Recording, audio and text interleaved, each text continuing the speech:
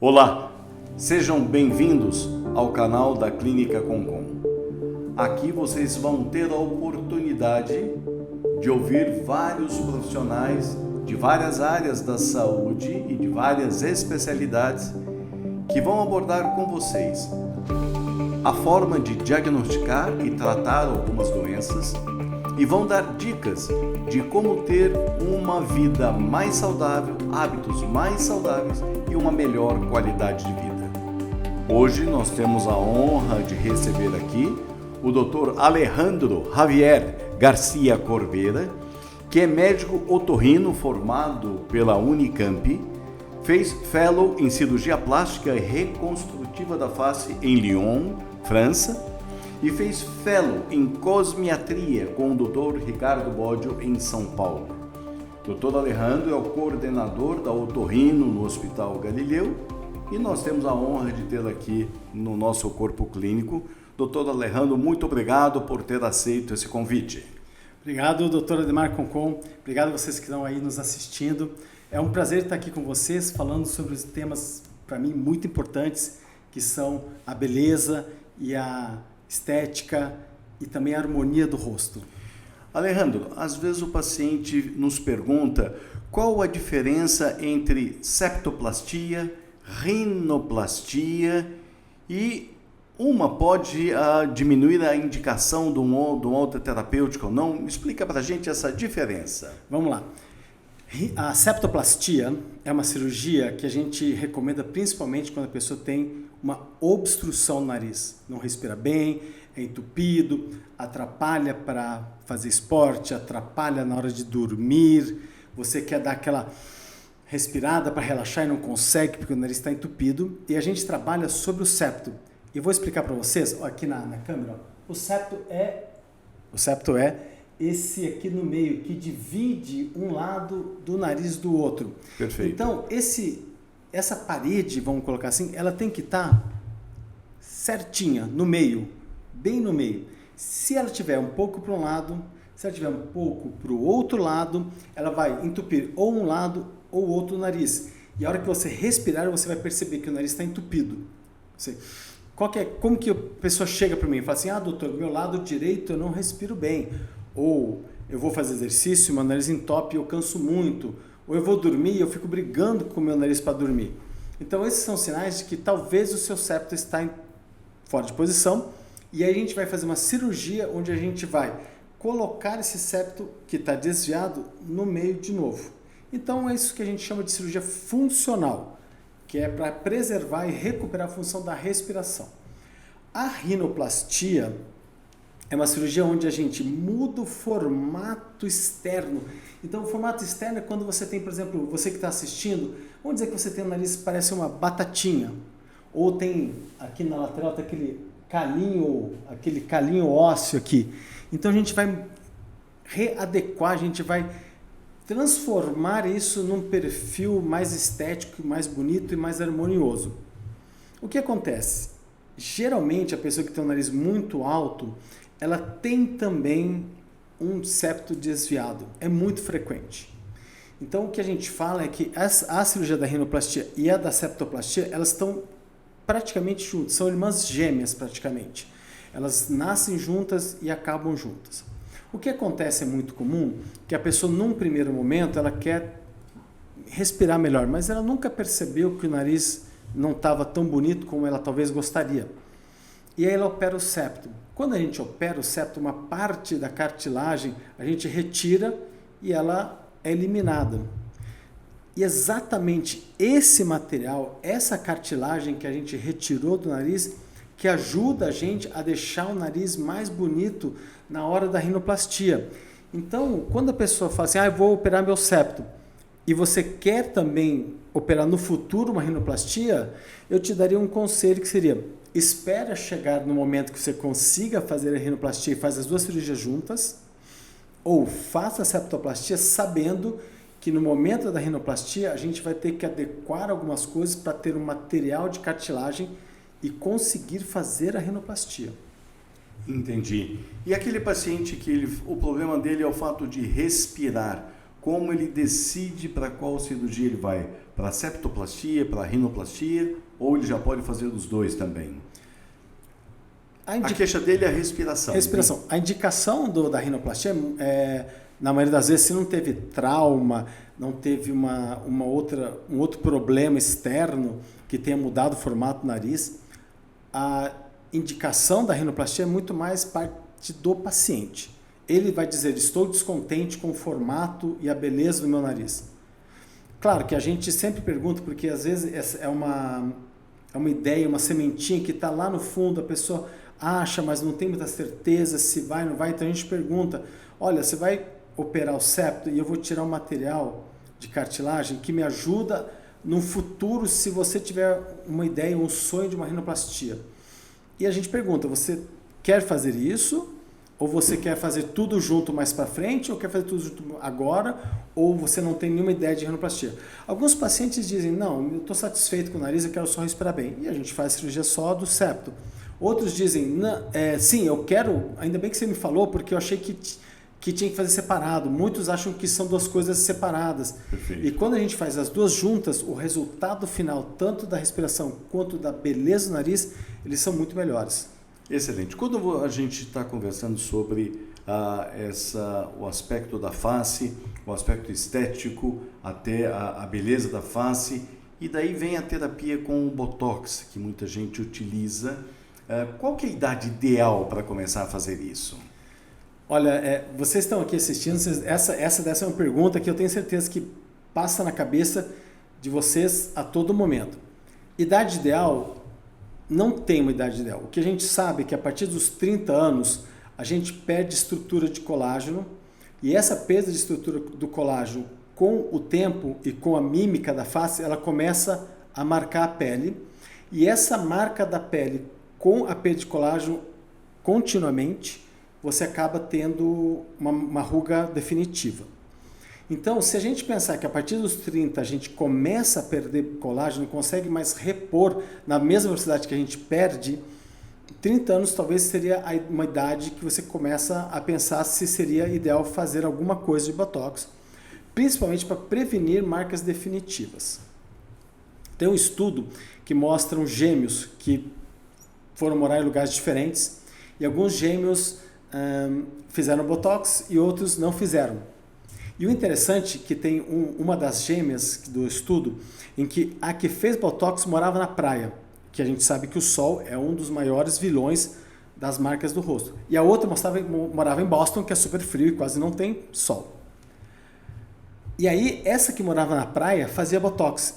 E ela não parecia mais irmã da outra, de a pele tão mais cuidada que ficou. E não dá para dizer que foi o sol que, por exemplo, a que mora na praia não usou e aí a pele ficou muito pior. O que aconteceu é que ela preventivamente usou Botox e isso fez com que ela ficasse com uma pele melhor. Se você usa Botox, e Botox, se você usar só 2 vezes por ano, o ideal são 3, cada vez que você usar Botox, ele te economiza 4 meses de movimentação da pele. Então, 2 vezes por ano são 8 meses que sua pele fica mais tranquila de movimentar, significando que ela está marcando menos. Se com isso, junto com isso, você tratar o colágeno, você tem a longo prazo um resultado muito melhor. Então, qual a idade ideal? É a idade que isso começar a te incomodar. Quando que a gente sabe que começa a degradar a pele? Aos 30 anos. Perfeito. Ainda nesse aspecto, nessa linha dessa aparência, dessa beleza facial, a pessoa que tem manchas no rosto, como é que ela faz o diagnóstico para saber se é um melasma, se é decorrente do sol e como tratar isso? Boa pergunta, Concon. Vocês que estão assistindo aqui, principalmente as mulheres, 30% de vocês vão ter melasma. E aí, conforme a sua idade passa, você vai ter também manchas de sol. Então, o que é o melasma? O melasma é melhor começar assim. O melasma é uma mancha que acontece profunda na pele, secundária a um processo inflamatório dentro da pele. E esse processo inflamatório pode ser por desregulação hormonal, pode ser por alguma outra agressão da pele, pode ser porque você está com diabetes descompensado, está com triglicérides alto, entrou na menopausa, teve uma gravidez, e não só mulheres, homens também, em menor grau, mas também tem melasma. Então tem alguma coisa desregulada, e aí criou esse processo inflamatório e aí surgiu uma mancha profunda na pele. E a mancha do sol é uma mancha externa, é uma mancha por ação do sol, então ela é mais superficial e é por agressão direta do sol. Então a mancha do sol normalmente é uma mancha redondinha, isolada, que nem aquelas manchas de mão do sol.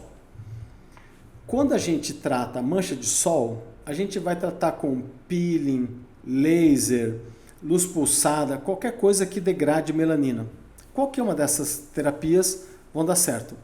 O melasma, como ele é uma mancha interna e secundária a um processo inflamatório por algo que está desregulado no dia a dia do paciente, da pessoa, a gente tem que melhorar essa parte hormonal ou metabólica da pessoa para que essa célula da pele que produz o pigmento escuro pare de produzir essa cor escura. E depois disso a gente vai tratar o melasma com cremes clareadores, com alguns tipos de laser, não pode ser qualquer laser. E aí com isso a pele vai clareando. E também, agora mais recentemente, descobriram que o ácido tranexâmico, que é um produto que a gente usa para aumentar a coagulação, para evitar sangramentos, ele age como anti-inflamatório na pele do melasma. Então a gente usa ele por fora como aplicação com creme ou outras tecnologias para aprofundar o ácido tranexâmico e por via oral. Do melasma, uma coisa importante que a gente tem que ter quanto a laser, o laser ele não pode gerar calor na pele, porque se gerar calor piora, dá efeito rebote no melasma, ele piora muito. Eu já tive pacientes que eu fiz laser e ele piorou absurdamente depois, é uma lição que eu aprendi e que eu não repito mais. O laser que você pode fazer é um picolaser, ele tem uma descarga de energia em picosegundo, é um negócio assim muito rápido, e acabou. E ele não gera calor. E tem que ter a complementação do remédio oral, cremes e mais a atuação de outras especialidades para regular o paciente. Então o melasma ele é multi-especialidade, ele não é apenas uma pessoa que vai conseguir controlar tudo. Interessante, hein? Sobre aquele paciente cuja queixa é tratar os olhos cansados, ou aquele olhos com o ar cansado e com aquelas bolsas nas pálpebras, né? Daquela pessoa que parece que não dormiu muito mal. Como tratar isso? A bolsa de pálpebra, e quem está me assistindo, de repente você está aí naquele ritmo do dia a dia super corrido, que eu não durmo bem, eu tenho olheira. Às vezes não é olheira. Às vezes o que você tem é sombra, porque a bolsa de gordura pulou e aí fez uma sombra aqui embaixo, faz uma sombra, e aí você olha aquilo lá e acha que é olheira, e não é olheira, não é cansaço. O que acontece é que com o passar do tempo, as estruturas que seguram a gordura ao redor do olho, elas ficam frouxas, e aí essa gordura ela começa a sair por baixo da pele. Quando isso aconteceu, o que resolve, o melhor, assim, qual o melhor resultado? É você fazer uma cirurgia onde a gente entra pela mucosa do olho, por dentro a gente entra por dentro do olho, não do olho, né? da pálpebra, né? Vai até a gordura, reposiciona ela, diminui o volume e depois dá um ponto aqui para segurar e sustentar a pálpebra. E adicionalmente a gente pode tirar um excesso de pele ou fazer um laser de CO2 para a pele melhorar a qualidade dela, e assim você trata aqui a bolsa. A pálpebra, a parte de cima, a gente tira o excesso de pele, e hoje em dia, cada vez mais a cirurgia da pálpebra superior ela é mais conservadora. Então antes você tirava pele, músculo, gordura, tirava um monte de coisa. Hoje em dia a gente sabe que esses elementos, no passar do tempo, eles vão fazer falta. Então a gente é cada vez mais menos radical, mais conservador e menos radical na cirurgia, porque essas estruturas com envelhecimento que acontece após a cirurgia, você pode ter um olho que fica encovado ou que não consegue fechar direito. Então a cirurgia ela tem que ser muito bem milimétrica, é uma cirurgia milimétrica. Interessante. E orelhas de abano? O que fazer? Qual é a idade ideal para se fazer isso? Tem alguma idade ou não? É a idade que vai incomodar o paciente? Como trata a orelha de abano? A orelha de abano, o que a gente sabe? A orelha da criança ela cresce em tamanho adulto até os 6, 7 anos de idade, ela tem tamanho de adulto. Antes disso, a gente não adianta operar porque ela vai crescer ainda. É igual, a gente não falou isso, mas na rinoplastia, se você operar uma pessoa com 15 anos, o nariz ainda vai crescer um pouco. E aí você vai perder a cirurgia. O que a gente sabe das crianças, e isso é muito mais frequente às vezes com os meninos, a partir dos 6, 7 anos eles começam a entrar em competição. Eles são muito competitivos entre eles. Se você tiver algum filho menino, 2 irmãos, vocês podem perceber que chega uma hora que eles são muito competitivos entre eles. Então, nesse momento começam os apelidos. Dumbo, orelhudo e por aí vai. Essa é uma das idades cruciais para fazer a cirurgia, porque os pais reclamam que a criança não tá conseguindo ir na aula, ele está sofrendo bullying, é o orelhudo da turma. Então, essa é uma idade ideal. Claro que a idade pode aparecer em qualquer momento. Teve um dos BBBs, se não me engano, era a Natália, acho que era dos BBBs, e a hora que ela colocava, ela tinha um cabelo liso, bem escorrido, a hora que o cabelo caía, ele ficava assim, né? E a orelha saía para fora, parecia quase o Spockzinho assim. Então, também, ela se incomodou tanto no BBB que ela foi lá e fez a cirurgia de otoplastia. Então, a cirurgia de otoplastia é basicamente reposicionar a orelha para que ela fique bem coladinha na cabeça e não fique aquela orelha totalmente voltada, né? Se a gente se vocês me olharem aqui, né? Colocar 2 orelhas para frente e soltar minha orelha, são 2 pessoas totalmente diferentes. Parece que não, mas faz uma diferença muito grande. Interessante. E em relação à pele, como dar um glow na pele? Como que você trabalha com isso?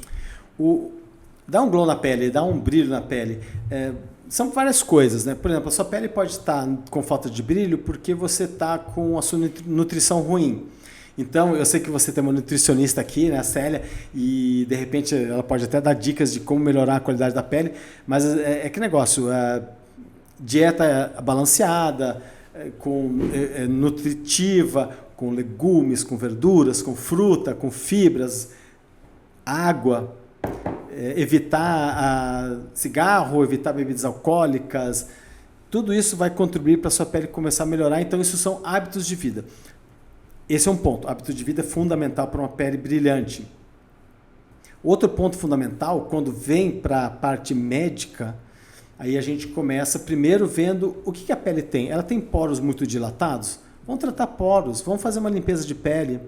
Vai no esteticista e faz uma limpeza de pele. Às vezes só com isso já ganha um brilho. É uma pele que tem muita gordura, que produz muita gordura, vamos tratar isso, vamos ver qual que é o motivo. É alimentar? É metabólico? É hormonal? Vamos tratar. Às vezes a pele que tem manchinhas, vamos fazer um laser de picolaser. Ele tira todas essas manchinhas sem dor, sem calor. Ela já ganha um brilho porque ganha uniformidade.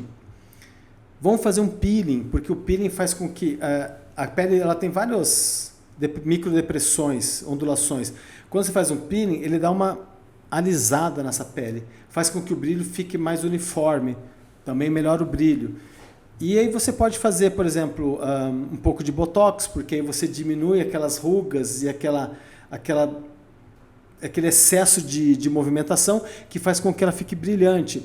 Por exemplo, você pode fazer alguma cirurgia, ou fios, ou alguma coisa, para levantar um pouco mais. A pele não fica tão enrugada aqui na frente, gera menos sombra.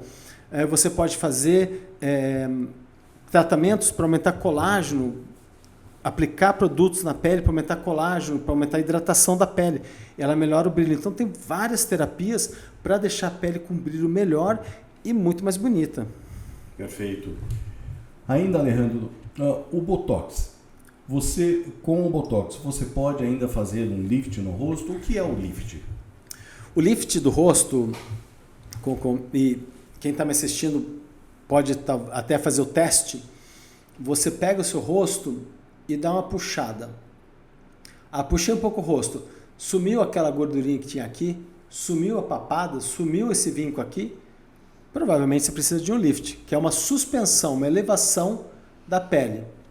Esse lift pode ser feito de forma cirúrgica, pode ser feito com fios, pode ser feito com preenchimento, e o Botox tem um papel aí também no lift.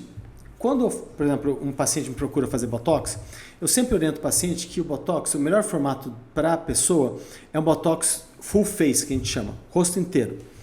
Porque no rosto a gente tem musculaturas que fazem atração para baixo e algumas que fazem atração para cima. A maioria dos músculos do nosso rosto tendem a puxar o rosto para baixo e junto a isso tem a gravidade. Se eu consigo, com o Botox, tratar essa região da mandíbula e aqui embaixo, onde a gente tem o músculo do pescoço que traz o rosto para baixo, se eu consigo, com o Botox, tratar esta região que também tem musculatura que traz o rosto para baixo, eu consigo fazer com que eu tenha um efeito pequeno, mas o efeito que ele dá uma suspensão no rosto, e eu trato também o músculo que está aqui, que é o rosto, que faz esse formato do choro. Então eu trato todos os músculos possíveis que trazem o rosto para baixo, e nesse cabo de guerra sobram livres os músculos que trazem o rosto para cima. Com isso, o Botox ajuda a fazer um fator elevação do rosto, melhorando o contorno da mandíbula, melhorando discretamente aqui e melhorando essa tendência para baixo que às vezes faz com que o rosto tenha aquela sensação que está escorregando para baixo. E você falou a respeito do lift e a respeito de fios. O que é o fio apto para o lift? O fio aptus, bom, vamos lá. A história do fio. Uma das alternativas para lifting cirúrgico, né? Para a pessoa, porque lifting cirúrgico você corta aqui e corta aqui para trás do pescoço e a pele você traz, reposiciona e retira uma fatiazinha de excesso. Às vezes a pessoa não quer cicatriz, não quer cirurgia ou não pode fazer cirurgia e ela tem que ter alguma opção, alguma alternativa para poder fazer essa tração do rosto. Então começaram a surgir fios, ideia de fios. A primeira ideia de fios eram fios normais, por exemplo, fio de nylon. Então o que eles faziam? Passavam uma agulha comprida, entrava na pele, vinha por baixo da pele e saía, voltava pela pele e dava um ponto aqui atrás, puxando. Esses fios ajudavam a suspender, só que como ele é um fio, vamos dizer assim, duro, que ele não se liga com a pele, qualquer movimento mais forte ele quebrava e a pele voltava na posição original. Aí criaram outros fios e classificaram fios de tração, de suspensão e fios de tração. Os fios de suspensão é quase a mesma ideia daquele primeiro que eu falei, só que ele é um fio mais moderno. O fio de tração, a gente só traz uma tração na pele, a gente não suspende, não puxa nada. Então é um fio que tem várias rebarbas, então se você olha o fio no microscópio, ele tem vários espinhozinhos em várias direções, é como se fosse um 3D. E esses espinhos, o que eles fazem, sabe aquele carrapicho de grama, de mato que gruda no tênis e espeta seu dedo? Ele é quase isso, é um carrapicho.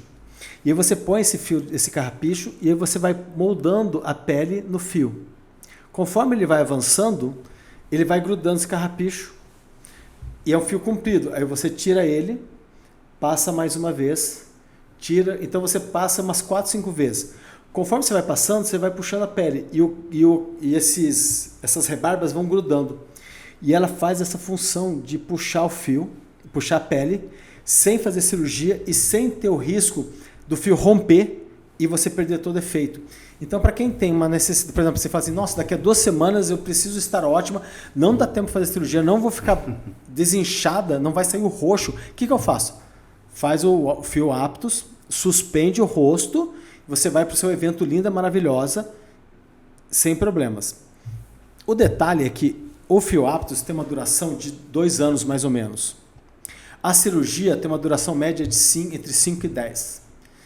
E o fio, ele não consegue dar o mesmo grau de suspensão que a cirurgia dá. A cirurgia é o padrão ouro. Perfeito. E a gente tem outras terapias que são boas e que não tem cirurgia, então a pessoa tem que saber qual é o limite da terapia e quando está indicado cirurgia. Às vezes eu falo assim, olha, o fio não vai adiantar para você tem que operar. E quem faz o fio, quem coloca o fio Aptus, ele pode depois fazer a cirurgia, se for necessário? Pode fazer. O fio Aptus, ele é um fio que induz a pele a produzir colágeno, mais colágeno. Então, o que os cirurgiões estão vendo hoje em dia?